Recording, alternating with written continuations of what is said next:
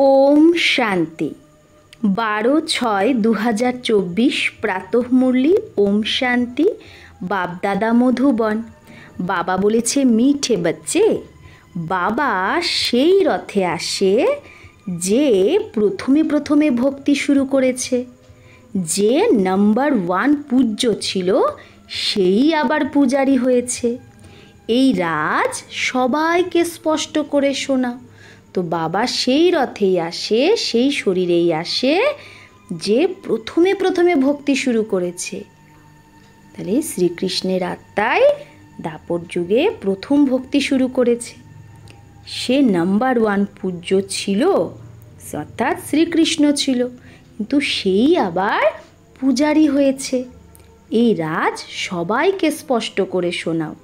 প্রশ্ন, বাবা তার ওয়ারিস বাচ্চাদের কোন বর্ষা দিতে আসে? তো বাবা তার ওয়ারিস বাচ্চাদের কোন বর্ষা দিতে আসে? উত্তর, বাবা সুখ শান্তি প্রেমের সাগর, এই সারা খাজানা বাবা তোমাদের উইল করে দেয়। এই রকম উইল করে দেয় যে 21 জন্ম পর্যন্ত তোমরা সেটা খেতে থাকো, সেটা নষ্ট হতে পারে না। তোমরা কড়ি থেকে হীরার মতো হয়ে যাও। তোমরা বাবার সারা খাজানা যোগ বলের দ্বারা নাও। যোগ ছাড়া খাজানা তোমরা পেতে পারো না। তো বাবা হলো সুখ শান্তি প্রেমের সাগর, এই সারা খাজানা বাবা তোমাদের উইল করে। এই রকম উইল করে যে 21 জন্ম পর্যন্ত আমরা সেটা খাই, এটা নষ্ট হয় না। তো যোগ বলের দ্বারাই আমরা এই খাজানা পাই। ওম শান্তি। শিব ভগবান বাজ। এখন শিব ভগবান নিরাকারকে তো সবাই মানে, এক নিরাকার শিব যার সবাই পূজা করে। বাকি যত দেহধারী আছে তার সাকার রূপ আছে, তাই না? দেহধারীদের সাকার রূপ আছে। প্রথমে প্রথমে তো নিরাকার আত্মা ছিল, সেই আত্মাই আবার এইখানে এসে সাকার হয়ে যায়। সাকার হয় শরীরে প্রবেশ করে, তবেই তো তার পার্ট চলে। মূল বতনে তো কারো পার্টই নেই। যেরকম একটার ঘরে থাকে তো তখন নাটকের পার্ট হয় না, স্টেজে আসলেই পার্ট বাজায়। পার্টের ওপরে সারা ব্যাপারটা। আত্মার মধ্যে কোনো পার্থক্য নেই। যেরকম তোমাদের বাচ্চাদের আত্মা, সেরকম বাবার আত্মাও। বাবাকে পরমাত্মা কেন বলে? তো বাবা পরমাত্মা কি করে, তার অকুপেশন কি, সেটা তো জানতে হবে না। কোনো কেউ যদি প্রেসিডেন্ট হয়, রাজা হয়, তো এগুলো হলো আত্মার অকুপেশন। তো এরা হলো পবিত্র দেবতারা, তাই তাদের পূজা করা হয়। এখন তোমরা বোঝো, এই পড়া পড়েই আমরা লক্ষ্মীনারায়ণ বিশ্বের মালিক হব। তো লক্ষ্মীনারায়ণ বিশ্বের মালিক কি করে হয়েছে? এই পড়া পড়ে। কে বানিয়েছে? পরমাত্মা বানিয়েছে। তোমরা আত্মারাও তো পড়াও। বড়াই হে, তাহলে আমাদের বড়াই কি? যে বাবা এসে তোমাদের বাচ্চাদের পড়ায় আর রাজযোগ শেখায়। কত সহজ! একে বলা হয় রাজযোগ। বাবাকে ইয়াদ করলেই আমরা শতপ্রধান হয়ে যাই। বাবা তো হলোই শতপ্রধান, তার কত মহিমা গায়। ভক্তিমার্গে কত ফল দুধ আদি চড়ায়, কিন্তু কিছুই বোঝে না কেন করছে। দেবতাদের পূজা করে, শিবের ওপর দুধ ফল আদি চড়ায়, কিন্তু কিচ্ছু জানে না তার কারণ। দেবতারা রাজ্য করেছিল। আচ্ছা, শিবের ওপর কেন চড়ায় দুধ ফল? সে এমন কি কর্তব্য করেছে যে তার এত পূজা হয়? দেবতাদের তো তাও কিছু জানে যে তারা স্বর্গের মালিক, কিন্তু সেই দেবতাদের কে এরকম বানালো সেটা কেউ জানে না। পূজাও করে শিবের, কিন্তু খেয়ালেও আসে না যে শিবই ভগবান। ভগবান এই দেবী দেবতাদের এইরকম বানিয়েছে। কত ভক্তি করে, কিন্তু সবাই অজ্ঞানী। তোমরাও শিবের পূজা করেছো, কিন্তু এখন তোমরা বোঝো, আগে কিচ্ছু জানতে না। তার অকুপেশন কি, কি সুখ দেয়, কিচ্ছু জানতে না। এই দেবতারা কি সুখ দিত? ভালে রাজা রানী প্রজাকে সুখ দেয়, কিন্তু তাদের তো শিব বাবাই এরকম বানিয়েছে, তো বলিহারি সেই শিব বাবার। তারা তো শুধু রাজত্ব করত, প্রজাও হয়ে যায়, বাকি ये कोई का कल्याण नहीं करते। তো বাবা বলছে যদি করেও তো অল্পকালের জন্য। এখন তোমাদের বাচ্চাদের বাবা বসে পড়ায়, তাকে বলা হয় কল্যাণকারী। বাবা নিজের পরিচয় দেয়, আমার লিঙ্গের তোমরা পুজো করতে, তাকে পরমাত্মা বলতে। পরমাত্মা থেকেই পরমাত্মা হয়ে যায়, কিন্তু এটা জানে না যে সে কি করে। ব্যাস শুধু বলে দেয় যে সে সর্বব্যাপী, নামরূপ নেই, তার নামরূপ থেকে ন্যাড়া। আবার তার উপর দুধ আদি চড়ানো, এগুলো তো শোভা পায় না। এদিকে বলছে তার নাম নেই, রূপ নেই, সে সবার মধ্যে আছে, আবার দুধ চড়াচ্ছে, তো এগুলো শোভা পায় না। আকার আছে তবেই তো তার উপর চড়াচ্ছে না, তাহলে আবার বলছে নামরূপই নেই। তাকে নিরাকার তো বলা যায় না, তাই বলছে যদি তার উপর দুধ চড়ায়, জল চড়ায়, তার মানে তার কোনো আকার আছে, তাহলে তাকে তো নিরাকার বলতে পারবে না তখন। তো তোমাদের সাথে মানুষ আর্গু খুব করে, বাবার কাছে গিয়েও আর্গু করে, ফালতু মাথা নষ্ট করে, ফায়দা কিচ্ছু নেই। তো এগুলো বোঝানো তো তোমাদের বাচ্চাদের কাজ। তোমরা বাচ্চারা জানো বাবা আমাদের কত উঁচু বানায়। এটা হলো পড়া, বাবা টিচার হয়ে পড়ায়। তোমরা মানুষ থেকে দেবতা হওয়ার জন্য পড়ছো। দেবী দেবতারা সত্য যুগে থাকে, কলিযুগে থাকে না। রামরাজ্যই নেই যে পবিত্র থাকতে পারবে, তাই না? কলিযুগে তো আর রামরাজ্য নেই যে পবিত্র থাকবে। দেবী দেবতারা ছিল, কিন্তু তারাই আবার বাম মার্গে চলে আসে। বাকি যেরকম চিত্র দেখায় সেরকম না। জগন্নাথের মন্দিরে তোমরা দেখবে কালো চিত্র। বাবা বলে মায়াজিৎ জগৎজিৎ হও, তো তারা আবার জগৎনাথ নাম রেখে দিয়েছে। বাবা বলছে মায়ার উপর জিত পাও তাহলে জগৎজিৎ হতে পারবে, আর তারা নাম রেখে দিয়েছে জগন্নাথ। উপরে সব খারাপ খারাপ চিত্র দেখিয়েছে। তো দেবতারা বাম মার্গে গেলেই তো কালো হয়ে যায়, তাদেরও পূজা করতে থাকে। মানুষ কিছুই জানে না যে আমরা কবে পূজ্য ছিলাম। 84 জন্মের হিসাব কারো বুদ্ধিতেই নেই। প্রথমে পূজ্য শতপ্রধান, তারপরে 84 জন্ম নিতে নিতে তমপ্রধান পূজারী হয়ে যায়। রঘুনাথ মন্দিরে কালো চিত্র দেখায়, তার অর্থও কিছু বোঝে না। এখন তোমরা বাচ্চাদের বাবা বসে বোঝায়। জ্ঞান চিতায় বসে তোমরা গোড়া হচ্ছ, কাম চিতায় বসে কালো হয়ে গেছো। দেবতারা বাম মার্গে গিয়েই বিকারী হয়ে যায়, তখন তাদের নাম তো আর দেবতা রাখা যায় না। বাম মার্গে গেলেই কালো হয়ে যায়, এটাই নিশানি দেখিয়ে দিয়েছে সে জগন্নাথ মন্দিরে। তোমরা জানো শিব বাবা তো কালো হয়ই না, সে তো হীরা, যে তোমাদেরও হীরের মতো বানায়, সে কখনো কালো হয় না। তাহলে তাকে কেন মানুষ কালো বানিয়ে দিয়েছে? তাহলে কেউ হয়তো কালো হবে, সে বসে শিবের কালো চিত্রই বানিয়েছে। শিব বাবা বলে আমি কি দোষ করেছি যে আমাকে কালো বানিয়েছ? আমি তো আসি সবাইকে গোড়া বানাতে, আমি তো সদৈব গোড়া। মানুষের এইরকম বুদ্ধি হয়ে গেছে যে কিচ্ছু বোঝে না। শিব বাবা তো সবাইকে হীরা বানায়, আমি তো এভার গোড়ার মুসাফির হুঁ।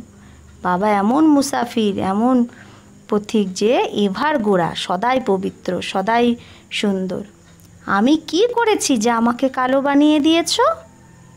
এখন তোমাদেরও গোড়া হতে হবে উঁচু পদ পাওয়ার জন্য। উঁচু পদ কি করে পাবে সেটা তো বাবাই বোঝায়, যে ফলো ফাদার। যেরকম বাবা তার সব কিছু, বাবা মানে ব্রহ্মা বাবা, তার সব কিছু শিব বাবার হাবালে করে দিয়েছিল।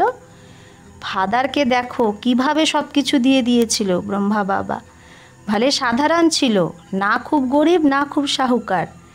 বাবা এখনও বলে তোমাদের খাওয়া দাওয়া মাঝখানের সাধারণ হওয়া উচিত, না খুব উঁচ না খুব নীচ, না খুব উঁচ না খুব কম, বাবাই সব শিক্ষা দেয়। ये भी देखने में तो साधारण ही आते हैं। তাহলে ব্রহ্মা বাবাকে দেখেও তো সাধারণই লাগে। तुमको कहते हैं, তো তোমাদের বলে কোথায় ভগবান দেখাও। আরে আত্মা তো বিন্দি, তাকে কি করে দেখবে? এটা তো জানো আত্মার সাক্ষাৎকার এই চোখ দিয়ে হয় না। তোমরা বলো ভগবান পড়ায়, তো নিশ্চয়ই কোনো শরীরধারী হবে, নিরাকার কি করে পড়াবে? তো মানুষ তো কিছুই জানে না। যেরকম তোমরা আত্মারা শরীর দ্বারা পাঠ বাজাও, আত্মাই তো পাঠ বাজায়, আত্মাই বলে শরীর দ্বারা। তো আত্মা বাজ, কিন্তু আত্মা বাজ এটা শোভা পায় না। আত্মা তো বানপ্রস্থ, বাণী থেকে ওপরে।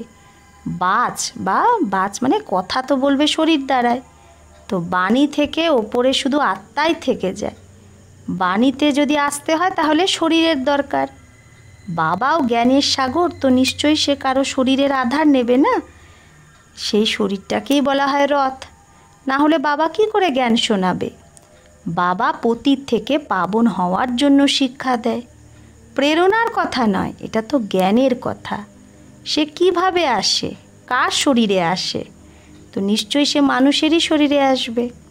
কোন মানুষের শরীরে আসবে কেউ জানে না তোমরা ছাড়া। রচয়িতা নিজেই বসে নিজের পরিচয় দেয় যে আমি কিভাবে আর কোন রথে আসি। বাচ্চারা তো জানে যে বাবার রথ কোনটা।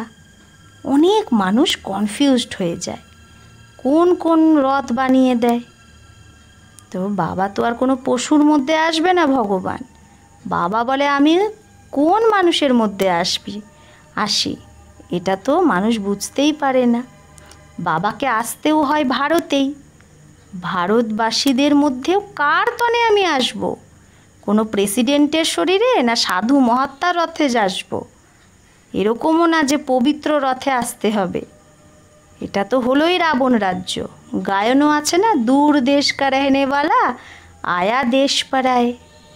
এটাও বাচ্চারা জানে যে ভারত অবিনাশী খণ্ড, তার কখনো বিনাশ হয় না। অবিনাশী বাবা অবিনাশী ভারত খণ্ডেই আসে। কার তনে আসে সেটা নিজেই বলে, আর তো কেউ জানতে পারে না। তোমরা জানো কোনো সাধু মহাত্মার মধ্যে সে আসে না। তারা তো হলো হঠযোগী, নিবৃত্তি মার্গের। বাকি থাকলো ভারতবাসী ভক্ত। এখন ভক্তদের মধ্যেও কোন ভক্তের শরীরে আসবে? ভক্তও পুরানো চাই, যে অনেক ভক্তি করেছে। ভক্তির ফল ভগবানকে দিতে আসতে হয়। তাহলে ভগবানকে ভক্তির ফল দিতে আসতে হয়। ভারতে তো ভক্ত অনেক, তো বলবে এ অনেক বড় ভক্ত, এর শরীরে আসা উচিত। এরকম তো অনেক ভক্ত হয়ে যায়। কাল ভি কই কা বৈরাগ্য আয়, হয়তো কালকেই কারো বৈরাগ্য আসলো, ভক্ত হয়ে গেল। তো সে তো এই জন্মের ভক্ত হলো না, তার শরীরে ভগবান আসবে না। বাবা বলে আমি তার শরীরেই আসব যে প্রথমে ভক্তি শুরু করেছে, দাপর থেকে নিয়ে ভক্তি শুরু করেছে। যে এই হিসাব কিতাব কেউ বুঝতে পারে না, কত গুপ্ত কথা এটা। বাবা আসে তার মধ্যে যে প্রথমে ভক্তি শুরু করে। নাম্বার 1 যে পূজ্য ছিল সেই আবার নাম্বার 1 পূজারীও হয়। নিজেই বলে এই রথই প্রথম নম্বরে যায়। তারপরে 84 জন্ম সেই আত্মাটাই নেয়। আমি এরই অনেক জন্মের অন্তেরও অন্তে প্রবেশ করি। আবার একেই নাম্বার 1 রাজা হতে হবে। এ অনেক ভক্তি করত, ভক্তির ফলও তাকে মিলতে হবে না। ভক্তি এত করেছে তো ভক্তির ফলও তার পাওয়া চাই। বাবা দেখায় বাচ্চা যে দেখো যে ব্রহ্মা বাবা কিভাবে আমার উপর বলিহার হয়ে গেছে, সব কিছু দিয়ে দিয়েছে। এত ঢের বাচ্চাদের শেখানোর জন্য ধনও তো চাই না। ঈশ্বরের যজ্ঞ রচনা হয়েছে। ক্ষুধা এই ব্রহ্মার তনে বসে রুদ্র জ্ঞান যজ্ঞ রচনা করে, একে পড়াও বলা হয়। রুদ্র শিব বাবা যে জ্ঞানের সাগর, সেই যজ্ঞ রচনা করে জ্ঞান দেওয়ার জন্য। তো অক্ষর একদম ঠিক, রাজস্ব মানে স্বরাজ্য পাওয়ার জন্য যজ্ঞ। একে যজ্ঞ কেন বলে? যজ্ঞে তো মানুষ আহুতি আদি এগুলো দেয়। তোমরা তো পড়ো, তো আহুতি কি দাও? তোমরা জানো আমরা পড়ে হুঁশিয়ার হয়ে যাই, তারপরে এই সারা দুনিয়া এতে সোয়াহা হয়ে যায়। যজ্ঞে লাস্টের টাইমে যা সামগ্রী আছে, যজ্ঞের লাস্টে কী হয়, যা সামগ্রী থাকে সব ফেলে, সব সেই সোয়াহা করে দেয়। তোমরা বাচ্চারা এখন জানো আমাদের বাবা পড়াচ্ছে। বাবা তো খুব সাধারণ, মানুষ কি জানে। বড় বড় ব্যক্তির তো অনেক মহিমা হয়, বাবা তো খুব সাধারণ সিম্পল বসে আছে, মানুষ কি করে জানবে। এই দাদা তো জহুরি ছিল, শক্তি তো কেউ দেখেনি, শুধু এতটা বলে যে এর মধ্যে কিছু তো শক্তি আছে, ব্যাস। এটা বোঝে না যে এর মধ্যে সর্বশক্তিমান বাবা আছে, এর মধ্যে শক্তি আছে, কিন্তু সেই শক্তিও কোথা থেকে এলো? বাবা প্রবেশ করেছে না তার তনে। তো বাবার যে খাজানা সেটা এমনি থরেই দিয়ে দেবে? তোমরা যোগ বলের দ্বারা বাবার খাজানা নিচ্ছ, সে তো সর্বশক্তিমান আছে, তার শক্তি কোথাও চলে যায় না। পরমাত্মাকে কেন সর্বশক্তিমান বলা হয় এটাও কেউ জানে না। বাবা এসে সব কথা বোঝায়।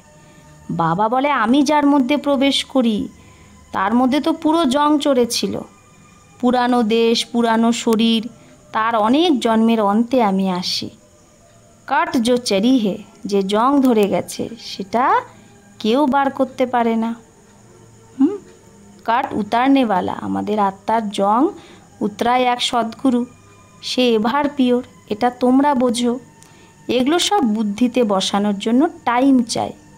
তোমাদের বাচ্চাদের বাবা সব উইল করে দেয়, বাবা জ্ঞানের সাগর, শান্তির সাগর, সারা উইল করে দেয় বাচ্চাদের। বাবা আসেও পুরানো দুনিয়াতে, প্রবেশও তার মধ্যেই করে যে হীরার মতো ছিল আর কড়ির মতো হয়ে গেছে।